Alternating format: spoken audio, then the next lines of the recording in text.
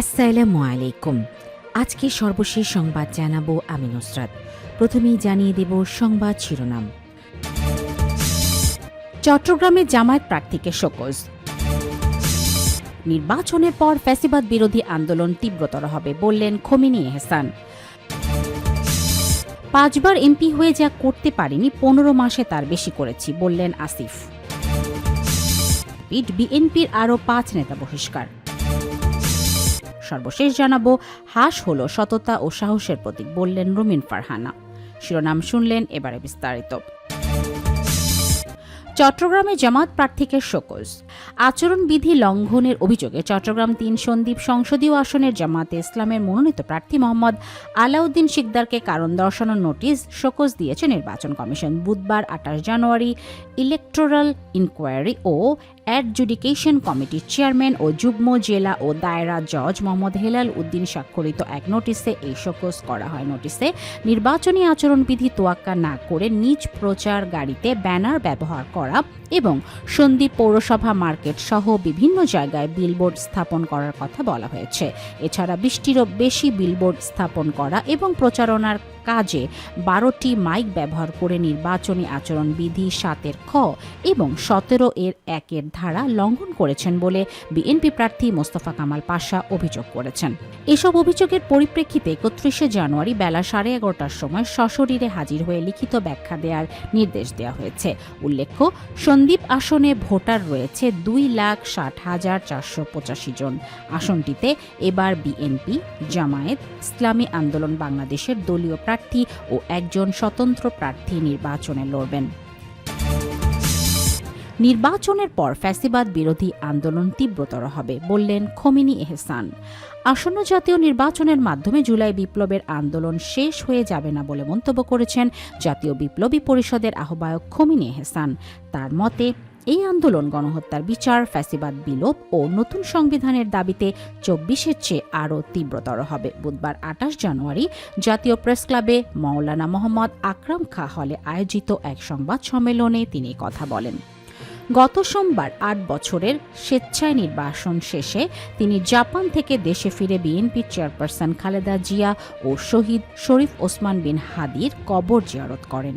এর 2 দিন পর আজ তিনি গণমাধ্যমের সামনে আসেন। খোমেনি এহসান বলেন, 12 ফেব্রুয়ারি নির্বাচনের পর দেশে 24-এর বিপ্লব 26-এর নতুন স্তরে প্রবেশ করবে এবং নির্বাচনের পর ফ্যাসিবাদী দল, সংগঠন ও প্রতিষ্ঠান নিষিদ্ধ ও নতুন সংবিধান প্রণয়নের দাবিতে নতুন করে গণ আন্দোলন গড়ে উঠবে। খোমেনি এহসান নিজে জুলাই বিপ্লবের নেতা বা মাস্টার মাইন্ড নন উল্লেখ করে বলেন, আমি দীর্ঘদিনের ফ্যাসিবাদ বিরোধী আন্দোলনের একজন সাধারণ কর্মী। 2007 সাল থেকে বিভিন্ন গণতান্ত্রিক ও আধিপত্যবাদ বিরোধী আন্দোলনে আমি সক্রিয় ছিলাম। তিনি বলেন, 24-এর আন্দোলনের সূত্রপাত কোটা বৈষম্য থেকে হলো। এই বৈষম্য স্বাধীনতার পর থেকে চলে আসছিল।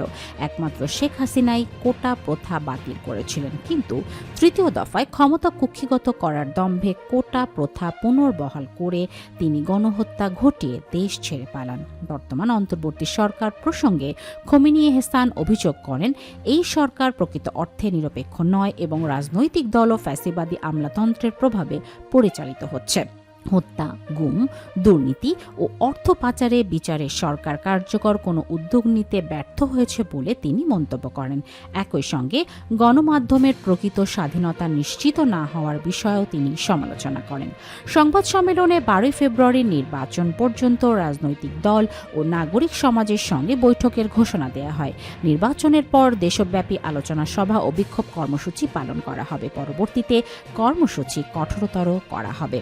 সেখানে উপস্থিত ছিলেন জাতীয় বিপ্লবী পরিষদের সিনিয়র যুগ্ম আহ্বায়ক মোহাম্মদ শামসুদ্দিন, যুগ্ম আহ্বায়ক সৈয়দ কুতুব, সহকারী সদস্য সচিব আব্দুস সালাম, ডাক্তার জহিরুল ইসলাম, সদস্য সাকিব সামিন, সাইদুল ইসলাম, কাউসার আহমেদ, শফিকুর রহমান, বিপ্লবী ছাত্র পরিষদের কেন্দ্রীয় আহ্বায়ক আব্দুল ওয়াহেদ, সদস্য সচিব ফজলুর রহমান, সহকারী সদস্য সচিব জিহাদি ইহসান, সহকারী সদস্য সচিব আশরাফুল ইসলাম, ঢাকা বিশ্ববিদ্যালয় শাখার সদস্য সচিব মুহিব মুশফিক খান, বাংলাদেশ ইসলামী বিশ্ববিদ্যালয়ের আহ্বায়ক মোহাম্মদ আরিফুল ইসলাম, মাদ্রাসাই আলিয়া শাখার আহ্বায়ক রাকিবুল ইসলাম মশুল ও সদস্য সচিব মোহাম্মদ জিনাত হোসাইন প্রমুখ। 5 বার এমপি হয়ে যা করতে পারিনি 15 মাসে তার বেশি করেছি, বললেন আসিফ। জাতীয় নাগরিক পার্টির এনসিপির মুখপাত্র আসিফ মাহমুদ সজীব ভুঁইয়া বলেছেন, 5 বারের একজন সংসদ সদস্য 25 বছর ক্ষমতায় থেকেও যা করে দেখাতে পারেননি, মাত্র 15 মাসেই তার চেয়ে বেশি উন্নয়ন হয়েছে মুরাদনগরে। বুধবার 28 জানুয়ারি বিকেলে মুরাদনগর উপজেলার কোম্পানিগঞ্জ ইউনিয়ন পরিষদ মার্কেটের সামনে আয়োজিত এক পথসভায় তিনি এসব কথা বলেন। উন্নয়ন ও পরিবর্তনের ধারাবাহিকতা বজায় রাখতে জনগণকে সঠিক সিদ্ধান্ত নেওয়ার আহ্বান জানান তিনি। আসিফ মাহমুদ বলেন, ভোটকেন্দ্র দখল ও টাকা নিয়ে ভোট কেনার সুযোগ বন্ধ করতে পারলেই মুরাদনগর আসনের 11 দলীয় জোটের প্রার্থী বিপুল ভোটে বিজয়ী হবেন। দুর্নীতি ও চাঁদাবাজ রোধে জামায়াতে ইসলামের প্রার্থী ইউসুফ সোহেলের পক্ষে দাঁড়িপাল্লা মার্কায় ভোট দেওয়ার আহ্বান জানিয়ে আসিফ মাহমুদ বলেন, ওই মার্কাই আমার মার্কা। এ সময় তিনি ঘোষণা দেন, 11 দলীয় জোটের প্রার্থী ইউসুফ সোহেল নির্বাচিত হলে 1 মাসের মধ্যে কুমিল্লা বিভাগ ঘোষণা করা হবে। পাশাপাশি বাংরা বাজার থানাকে উপজেলা হিসাবে ঘোষণা দেওয়ার আশ্বাসও দেন তিনি। পথসভায় জামায়াতে ইসলামের মজলিসে সুরার সদস্য জালাল উদ্দিনের সঞ্চালনায় বক্তব্য রাখেন কুমিল্লা 3 মুরাদনগর আসনের এমপি প্রার্থী ইউসুফ সোহেল, এনপিপির কেন্দ্রীয় কমিটির সদস্য অ্যাডভোকেট তরিকুল ইসলাম, এনসিপি উপজেলা উপদেষ্টা গোলাম কিবরিয়া সরকার এবং জামায়াতে ইসলামের উপজেলার সাবেক আমির মনসুর মিয়া সহ অন্যান্য নেতারা। বিএনপির আরও 5 নেতা বহিষ্কার। দলীয় সিদ্ধান্ত অমান্য করে সংগঠন বিরোধী কর্মকাণ্ডে জড়িত থাকার অভিযোগে বিএনপির 5 নেতাকে বহিষ্কার করা হয়েছে। বুধবার 28 জানুয়ারি বিএনপির সিনিয়র যুগ্ম মহাসচিব অ্যাডভোকেট রুহুল কবির রিজভী সই করা এক সংবাদ বিজ্ঞপ্তিতে এই বিষয়ে জানানো হয়। এতে বলা হয়েছে, দলীয় সিদ্ধান্ত অমান্য করে সংগঠন বিরোধী কর্মকাণ্ডে জড়িত থাকার জন্য হবিগঞ্জ জেলা বিএনপির যুগ্ম আহ্বায়ক মিজানুর রহমান চৌধুরী, পাবনা জেলার চাটমোহর উপজেলার বিএনপির সাবেক সদস্য সচিব মোহাম্মদ হাসাদুল ইসলাম হীরা, চাটমোহর পৌর বিএনপির সাধারণ সম্পাদক মোহাম্মদ তৌহিদুল ইসলাম তাইজুল, চাটমোহর উপজেলা স্বেচ্ছাসেবক দলের সদস্য সচিব মোহাম্মদ আসাদুজ্জামান লেবু, চাটমোহর উপজেলা ছাত্র দলের সদস্য সচিব মোহাম্মদ আরিফুল ইসলাম আরিফকে বিএনপির প্রাথমিক সদস্য পদ সহ সব পর্যায়ের পদ থেকে বহিষ্কার করা হয়েছে। হাস হল সততা ও সাহসের প্রতীক, বললেন রুমিন ফারহানা। ব্রাহ্মণবাড়িয়া 2, সরাইল, আশুগঞ্জ ও বিজয়নগরের 2 ইউনিয়ন আসনের স্বতন্ত্র প্রার্থী ব্যারিস্টার রুমিন ফারহানা বলেছেন, ভোটের আগের দিন বিকাল থেকে শুরু করে ভোট গণনা শেষ হওয়া পর্যন্ত আপনারা কেন্দ্র পাহারা দেবেন। আপনাদের ভোট হেফাজতে আছে কিনা সেটা খেয়াল রাখবেন। কেউ যেন ভোট কারচুপির স্বপ্নও না দেখে। বুধবার 28 জানুয়ারি বিকেলে আশুগঞ্জ উপজেলার তারুয়া গ্রামের এক নির্বাচনী জনসভায় তিনি এসব কথা বলেন।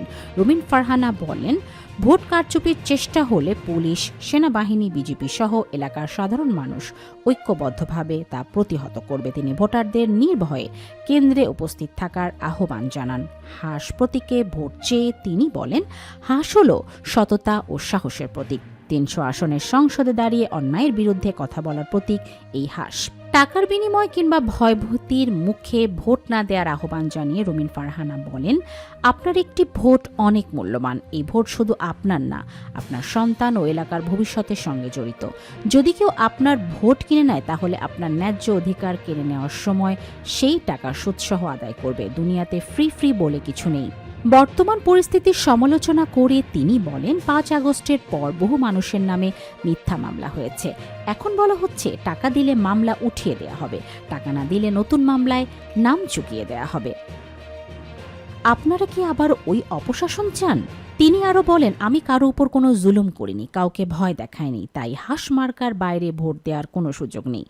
জনসভায় বিভিন্ন শ্রেণী পেশার মানুষসহ স্থানীয় নেতাকর্মী ও সাধারণ ভোটাররা উপস্থিত ছিলেন।